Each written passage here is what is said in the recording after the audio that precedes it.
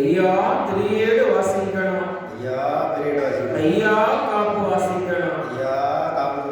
ஏரணியும் மாயோன் இவுலையில் தவசு பண்ணி காரணமோ கதை கட்டுரைக்க பூரணமாய் ஆராய்ந்து பாட அடியே சொல் தமிழ் குதமி நாராயண காலம் நாவில்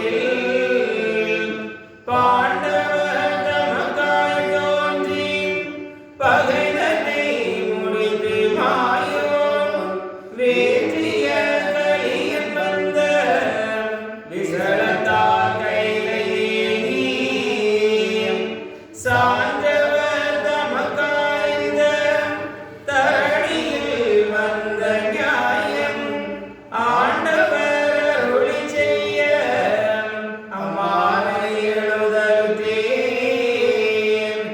சிவமே சிவமே சிவமணியே தெய்வம் முதலே சிதம்பரமே தவமே தவமே தவ கொழுந்தே தாண்டவ சங்காராதமே எங்களோட பவமே பவமே பல நாளும் செய்த பவமறுத்தும் நகமே வைத்தகளை ஆட்கொள்வாய். சிவ சிவ சிவ சிவ ஹரஹர ஹரஹரா அலையிலே துயிலாதிவராகவ ஆயிரத்தெட்டாண்டிலோர் பிள்ளை சிறையிலே பொன்மகர வயிற்றினுள் செல்லப் பெற்று திருச்சம்பலியத்தில் முலையிலே மகர பாலை உமிழ்ந்துயின் உததஜனம் மீதிருந்தான். உலக சோதனை பார்த்தவர் வைந்தரின் உவமை சொல்ல யுவதர்மமாகுமே. திருமொழி ஸ்ரீதையார்க்கு சிவதலம் புகழெங்கோ ஒரு பிள்ளை உருவாய் தோன்றி யுகபர சோதனைகள் பார்த்து திருமுடி சூடி தர்ம சேமையில் செங்கால் ஏந்தி ஒரு மொழியர் புள்ளாண்ட உவமை புகழற்றான். ஐயா திரியேடு வாசிக்கணும். மாது நல்லாழியல் வரையும் மனமுயித்து மயவரும் தீதகனும் நற்பதியும் சிறந்தங்கி மீதிருந்தான் கருணை மாழியல் வரையும் கைப்பிடித்தும் நமுனி பொன்னம்பதியில் புகழ்ந்து திருநாள் நடத்தி திருநாள் நிலம் நடத்த வேணும் என்று சித்தமதில் நாரணரும் சிந்தித்தரம் மாமை இசையும் உள்ள ஏற்ற புகழ் சான்றோர்கள் தீங்கடைந்தோமே மோட்சமது பெற்றோமே நம்முடைய தாயார் நல்ல தெய்வ கன்னியரை செம்மை திருமால் திருமணங்கள் செய்தறினார் குற்றமில்லை நம்முடைய குலத்துக்கு இனியனவே. சித்தமதில் நாரணர் செயல் நமக்கு உண்டெனவே பயந்து மிக எல்லோரும் வாழ்த்து மிக பணிந்து சிந்து புகழ் தெய்வ மடவாரையும் தொழுது நல்ல பண்டமானதும் நாடும் மிதியானதும் வல்ல புகழ் சான்றோர் மாதா பீதவருக்கும் கொடுத்தாரே நல்ல குவலயத்தில் மக்களை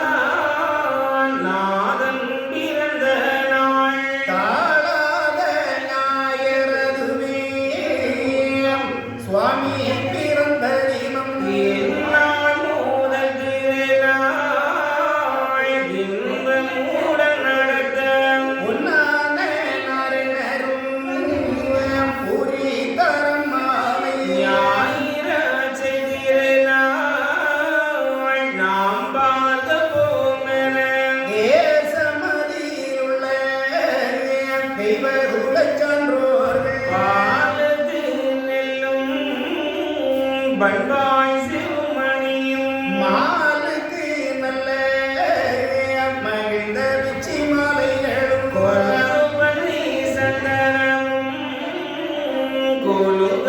கொலுகாமிடலைகளும் தென்னங்காய் மாம்பழமும் திகட்டா பலகனி வாழைகளிலையும் பகிர்ந்தகமுகில் குலையும் நாளை திருநாள் நமக்கு முந்தி போவோமென இதனையும் கொண்டு இசைந்த திருநாள் வகைக்கு 10, 3, 7 பணமும் மிக எடுத்து காணுதே நல்ல கனத்த நகைகளிட்டு மாது கியல்பாய் வளர் போர்வை மணிந்து வெட்டி சீலை உடுத்து பெரிய நாம போட்டு விட்டு கட்டணம் எடுத்து கண்ணர் திருநாள் கிணறு மக்கள் மணவாளன் மனைவி கிளைகளுடன் சிக்கனநாதன் திருநாளுக்கு போவோமென மறுவாகிழமை மாதம் தவறாமை திருமாலகமயந்தே திருநாள் ஊரை நடத்த கொண்டாலியிட்டு கோவிந்த மணி மேடையிட்டு பட்டால் மேல் கட்டி பழங்கரிகள் தந்தோகியே சீமாலை தூக்கி பெருவாடை தந்தொழித்து மிச்சம்பளம் தூக்கி மிகுவாடை தந்தொழித்து சந்தன கஸ்தூரி செவ்வாது புழுவுடனேயும் சித்தரியவரும் போற்ற தெங்கனிகள் மங்கனிகள் வெற்றிலை பாகு மிகுவை பழங்களுடன் தத்தி தத்தியாக சதகோடியாய் குவித்து பார்ப்பாயுதங்கள் வைத்து பாவித்து நற்பதிக்குள் மாலாயிருந்து மகிழ நலங்கரிப்பார் தெருவில் களஞ்சி தீவட்டியும் பிடித்து மறுவினிய மாத மாகுலவை மலமலன இடமானும் நாகசுரம் நல்லவான வெடிகள் உம்மான முழக்கம் போலே மிக முழங்க கண்ணி மாத்தில் ஆகாயாசப்பட்டுடுத்தி பின்னும் நடவாக்கி பெரிய ருத்திரச்சமிட்டு நாமம் போட்டிட்டு நல்ல தப்புவிட்டு மாமணவார் எல்லாம் மகிழ்ந்து தெருவில் வர எடுத்த ஒரு சுருவம் கந்தை காவி பூண்டு கடுத்தில் தாவணம் பூண்டு கையதிலே மத்திரை கோல் கமு போட்டிலே விரும்பும் மெய்யடிய வெண்பரனும் இருக்க முடனணிந்து கொண்டை கோது உயர்ந்த சுவை கூடும் விட்டு மிச்சும் தொடசி மாலையும் அணிந்து பிச்சு மாலை அணிந்து பெண்கள் மிக சூழ்ந்து வர சச்சி சச்சியாக கரங்கள் சான்றோர்கள் வர கை கொண்டிருந்த சீச காவி வஸ்திரம் அணிந்து மெய் பொருவை போற்றி மேலில் திராட்சமிட்டு கையதிலே மத்திரை கோல் கனத்த சுரை குடுமிட்டு மெய்யறிய வெண்பதற்கு மெய்யறிய பொக்கணனும் மேலறிய நாமமிட்டு ஐயா குருவே என்று அவர்கள் மிக போற்றி வர துய்யா துவைய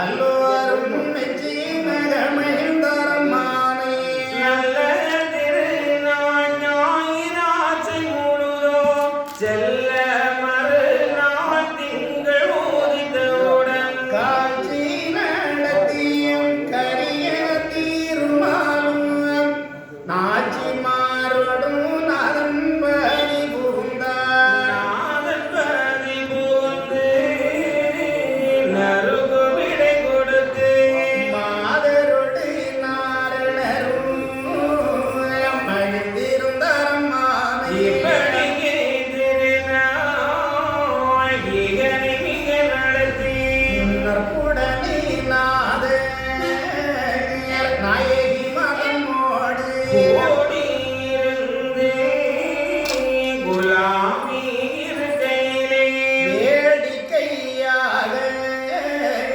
பிரியும்படியாலே நல்ல புகழ் செய்தார் லட்சுமிக்கு நகரும் செல்லப்பட்டு நானதுவும் சிறந்ததங்க கரையதும் கல்யாணம் லட்சுமியை செய்ய வென்று மட்டு நிகரில்லா மாயம் மனதில் உற்றார் தங்கத்தால் காரை தானதிகப்பட்டதுவோ அங்கே மிக வருந்தி ஆயிலுக்கு இடம் கொடுத்து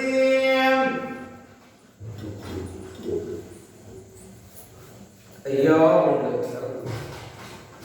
அங்கன் ஜனாதபடி இங்குமாய் நீக்கமர நிறைந்திருக்கும் வெள்ளாத்தான் வைகுண்ட மாமணியின் அருள்பெரும் கருணையினால் இளந்தேடி தட்டு ஐயா வைகுண்ட திருநில தாங்கலில் இன்று 14ஆம் நாள் திரேடு வாசிப்பு இவர் சீரல் சிறப்புமாக நடைபெற்றுக் கொண்டிருக்கின்றது. ஐயாவின் பிள்ளைகள் வாசிக்கக்கூடிய வாசங்களுக்கு ஐயா தனக்கு அருள்வாளிக்கின்ற விதத்தில் கருத்துக்களை கூற முற்படுகின்றேன். ஐயா பொருள் சொல்லலாம். நேற்றைய வாசகத்தின்படி இந்த சான்றலை அடித்தால் இவர்களை யார் தட்டி கேட்பார்?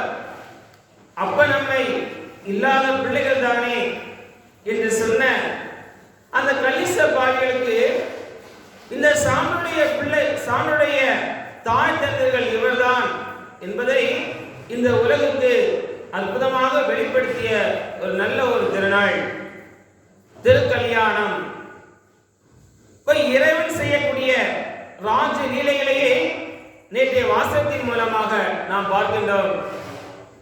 இப்படி இறைவன் என்ன தருகின்றான், இறைவன் தருவதற்குரிய பாக்கியத்தை நாம் பெற வேண்டுமானால் என்னவெல்லாம் நாம் விட வேண்டும் என்பதையே இங்கு கொடுக்கல் வாங்கல் மூலமாக இறைவன் நமக்கு தருகின்றார். அப்ப அந்த ஆடு போன்ற ஆணவம், மாடு போன்ற மமகாரம் இதையெல்லாம் விட்டால் நம்மிடம் உள்ள தீய குணங்களை எல்லாம் விடும் பொழுது இறைவன் நமக்கு அந்த தங்கம் என்று சொல்லக்கூடிய ஒளிநிலை வாழ்வை இறைவன் நமக்கு தருகின்றார். இதை நாம் நேற்றைய ஜீவபுரம் ஐக்கியத்தின் மூலமாக நாம் பார்க்கின்றோம். நேற்றைய வாசகத்தின்படி பார்க்கும் பொழுது இது உலக வாழ்வில் ஒரு ஆண் 7 பெண்களை திருமணம் செய்தான் என்பதற்கெல்லாம் அகிலத்தில் எந்த ஒரு இடமும் கிடையாது. இங்கு இருக்கக்கூடிய வைகுண்டன் ஒரு மனிதன் கிடையாது, மனு போல் அவனவன் நிறைக்கு ஏற்ப ஒவ்வொரு காட்சியை காட்டிக் கொண்டிருக்கின்றான். உலக வாழ்வுக்கும் இங்க எந்த ஒரு சம்பந்தமும் கிடையாது என்பதை நாம நன்றாக தெரிந்து கொள்ளணும். அதான் இறைவன் 2 ஒளியை ஒரே ஒளியாக ஐக்கியப்படுத்துகின்றார். இந்த இடத்துல ஜாதி கிடையாது, மதம் கிடையாது, இனம் கிடையாது, மொழி கிடையாது. ஒன்றே குலம் ஒருவனே என்று சொல்லக்கூடிய முறையில் எல்லா ஆன்மாக்களையும் ஒருவனே ஏற்றுக்கொள்கின்றான் என்பதையே நம்முடைய அம்மைமார்கள் இறைவனோடு ஒளிநிலையில் ஐக்கியமாவதன் மூலமாக நமக்கு சொல்லப்பட்டு இதை சொல்கின்றார். என்னடங்கா பெண்களுக்கு இருக்கிறேன் நான் மாப்பிள்ளை. அப்ப எல்லோருக்கும் அவன்தான் மாப்பிள்ளை, நாம எல்லோருமே மணப்பெண்கள். இந்த மணப்பெண்கள்ல இருந்து பெண்மை நிலை என்பதை அடைந்து இறைவனோடு நாம் ஐக்கியமாக வேண்டாம். அந்த தெரிவிதின் மூலமாக இந்த ஆன்மாக்களுக்கு நாம் ஆன்ம பலம் அருள்வோம். ஏதோ இந்த உலக வாழ்வில் ஒருவன் ஒரு திருமணம் செய்த உடனே சுத்தக்கூடிய மனமேடை என்பது கிடையாது. இங்கே தெருவீதி என்பது தேரோடக்கூடிய வீதியும் கிடையாது. இறைவன் இந்த ஆறாம் தெருக்கள் வழியாக பயணிக்கின்றான். இந்த ஆறாம் தெருக்களுக்குள் இறைவன் பயணிக்கின்றான் என்பதுதான் தெருவீதி வலம் வருதல் என்று நம்ம சொல்லப்படுது. இல்லாம இந்த உலக வாழ்வில் ஒரு மனிதன் சுத்தக்கூடிய செயல்பாடு என்பதெல்லாம் இந்த காலத்தில் நாம் இனிமேல் மறுபடி விடணும். மறுபடி இறை நிலையை மனித நிலைக்கு கொண்டு செல்வது தப்பு செய்து கொண்டிருக்கிறோம். அந்த தப்புல இருந்து தண்டனை என்பது கிடைக்காத சூழ்நிலை ஆகிவிடும். இறைநிலையை நாம் நன்றாக உணர்ந்து கொள்ள வேண்டும். அப்ப இந்த ஆன்மாக்களுக்கு ஆன்ம பலம் வளர்வதற்காக இறைவன் இங்கே தெரிவித்து வருகின்றார். சொல்றாரு, இறைவன் காண்டத்தை நிறைவேற்ற வந்தவன். இந்த கலியுக காண்டத்தை நிறைவேற்ற வந்த கலியுக நாயகனாக இந்த பூலோகத்தில் ஒரு காட்சியை காட்டுகின்றான். அது மட்டுமல்லாமல் காரணத்தை அறியாமலே, இறைவனை அறியாமலே கலிப்பெயர்கள் தான் நகைத்தால். இங்கே காரணம் என்று சொல்வது இறைவன் சொல்லக்கூடிய வாசகம். இறை நிலையை உணராமல் ஒரு மனித நிலைக்கு கொண்டு சென்று இந்த வழிபாட்டை இகழக்கூடியவர்கள் நிச்சயமாக அந்த பிறகிலிருந்து விடுதலை என்பது கிடையாது, நரகத்தில் வீழ்வார்கள் என்பதை சொல்லி சோபனத்தின் மூலமாக இறைவன் ஸ்ரீ பண்டாரமாக படிமிசை பதினுள்ளே பறிந்து வந்திருந்தார் என்று சொல்லுவது நல்ல வாசகத்தில் நேற்றைய ஜீவபிரம்ம ஐக்கிய நிலையை நாம் நிறைவு செய்தோம். அதான் நாம் நேற்று கேட்டோம், ஸ்ரீ பண்டாரம், ஸ்ரீமன் நாராயண சுவாமி, இதெல்லாம் அந்த இறைவனுக்கு முன் ஒரு பெயர் ஸ்ரீ என்று போடுவதற்கான காரணம் என்ன? அப்ப நாம் இன்னைக்கு தெரிஞ்சவங்க நாம கடைசி நேரத்தில் சொல்லணும், விரைவான பிறகு சொல்லணும். இப்படி இறைவன் அந்த படிமிசை பதியினான பரம கருணையிலான அந்த பதியினுள்ளே பயந்து வந்திருக்கின்றார். அப்ப இந்த மக்கள் எல்லாம் பார்க்கிறாங்க, இறைவன் நினைக்கிறாரு இந்த மக்கள் எல்லாம் இனி வர வேண்டாம், மித்தம் திருநாள் நடத்த வேண்டிய மக்களுக்கு. அப்ப இறைவன் சிந்திக்க 8 திசையில் உள்ள மக்கள் எல்லோரும் சொல்றாங்க, இறைவன் நம்முடைய தாய்மார்களை ஐக்கியப்படுத்தி விட்டான், இனி நம்முடைய குலத்துக்கு இனி குற்றம் கிடையாது, நாம் மோட்சம் அது பெற்றோம் என்று சொல்லி இந்த மக்கள் எல்லாம் வர இறைவன் முதல் ஞாயிறை இறைவன் தேர்ந்தெடுக்கிறார். அந்த ஞாயிற்றுக்கிழமை தேர்ந்தெடுக்க மக்கள் எல்லாம் நாளைக்கு நாம் முந்தி போவோம் என்று சொல்லக்கூடிய நிலையில் கட்ட அன்னமும் பொதிந்து அன்னத்துக்கு வேண்டிய அனைத்து உபகரணங்களை கொண்டு செல்லக்கூடிய நிலை. இந்த மக்களை வரவேற்பதற்காக இறைவன் அலங்கார முறைகளை எல்லாம் செய்கின்றான். அப்ப இறைவன் டெக்கரேஷன் எல்லாம் பண்ணானா? அப்படி கிடையாது. இறைவன் நல்ல ஒரு பக்தன் மூலமாக அனைத்து செயல்களையும் செய்ய வைக்கின்றான். இப்படி செய்து இந்த மக்கள் எல்லாம் திருமால் அகமையிலிருந்து திருநாள் முறை நடத்த கொட்டைகை இட்டு குனிந்த மணி மேடை இட்டு அப்ப இந்த மக்களை வரவேற்பதற்கான அனைத்து செயல் நடக்க இறைவன் ஒரு வேஷத்தை அடிக்கின்றார். துளசி மாலை புனைந்து, அதாவது மனை பார்த்தோம், துளசி காயக்கல்பு மூலிகை, பகல் நேரமானாலும் இரவு நேரமானாலும் ஆக்சிஜனை வெளிவிடக்கூடிய ஒரு அற்புதமான ஒரு செடி அந்த துளசி செடி. அப்ப அந்த துளசி சின்னம், அதாவது கருணையின் சின்னமாக இறைவன் இருந்து சீசன்மார்கள் எல்லோரும் ஐயா குருவை என்று போற்றி நிற்க, துவையல் பண்டாரங்கள் எல்லாம் சிவசிவா என்று போற்றி நிற்க, அந்த இயேசுடைய பேர்களை சொல்லி பெண்கள் எல்லாம் ஆராதனை சொல்வம் காட்டிக் கொண்டிருக்க, இப்படி நல்ல திருநாள் ஞாயிறாட்சி முழுதும் செல்ல மறுநாள் திங்கள் உதித்தவுடன், அதாவது திங்கள் என்பது கிழமை சொல்லக்கூடிய வாசகங்கள் இந்த இடத்துல இந்த மக்கள் எல்லாம் அந்த இறைநிலை ஞானத்தை உணர்றாங்க, மதிமண்டலத்தை அடையுது. இப்படி இருக்கும் பொழுது இறைவன் தான் ஏற்று வந்த விஜயின்படி முதல்ல அன்னை மகாலட்சுமியை இறைவன் நாரணராக வேடம் எடுத்து தான் ஐக்கியப்படுத்திக் கொள்கின்றார். வரக்கூடிய வாசகம் திருக்கல்யாணி வாசகம். திருநாள் இதனை திணிமன் முழக்கமோடு பெருமாளும் லட்சுமியை பேராய் மனமுகித்து தெருவரங்கள் சுற்றி சிறந்த பதிப்புகுந்து மறுவினிய நாதன் மாதரோடு வீட்டிருந்தார். வாசக வாசித்து நிறைவு செய்தவுடன் சங்கநாதன் வழங்க, மணிகள் ஒலிக்க, அம்மைமார்கள் குரவையிட இறைவன் அம்மை மகாலட்சுமியை நாரணராக வேடமெடுத்து ஐக்கியப்படுத்துகின்றார். இறைவன் ஒளி நிலையை ஐக்கியப்படுத்துகின்றார். இறைவன் எவ்வாறு ஐக்கியப்படுத்துகின்றார் என்பதை நாமும் நம்முடைய அகத்துக்குள் நாம் கண்டு மகிழ்வோம். திருநாளிதனை